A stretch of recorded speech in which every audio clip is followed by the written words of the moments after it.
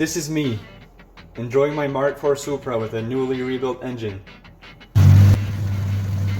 I've been driving this car around for about a month or so, breaking in the engine, just having fun, enjoying it. The car ran fine with no engine lights or trouble codes or oil lights, and then I noticed the whole cluster was dead and never turned on in the first place. Needless to say, this had me really concerned. Decided to look it up online. I saw it was a pretty common issue on Toyota Supras, especially the Mk4, and I decided to make a tutorial video on how to fix it. Here goes.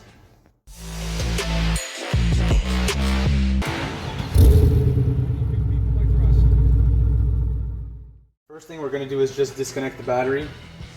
It's always a good idea to do that when working on electronics. Next step is to remove the 5 Phillips screws holding the main panel in. This will remove the left and the right gauge cluster. Once you got the 5 screws out, time to pull the panel out. It's a little finicky to get out, you just have to pull it towards you. Give it a couple little tugs very carefully and it should pop out. Careful not to damage anything.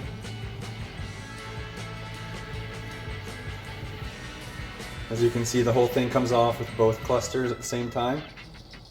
The main panel pulled out, you want to disconnect the right cluster with the engine light and the oil lights. Then it's only 2 screws to get the whole cluster out. Once you got the 2 screws out, you should be able to pull the entire cluster completely off. Once you got the entire cluster off, there's another 2 screws that you'll need to unscrew. These hold the back plate on.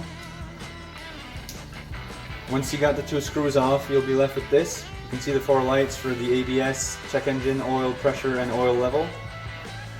None of these lights work, so there's definitely something going on here. As you can see, the soldering is cracked pretty badly on the back of the assembly. I've never soldered in my life, but I think today is a good day to learn. How hard can it be? Here's what it looks like after soldering. It's not the best work in the world, but it'll have to do. Now it's time to put everything back together in the opposite order. Once everything's back together, it's time to try it out, see if it'll work. Okay, now the lights turn on, but that's the easy part. Let's see if they shut off.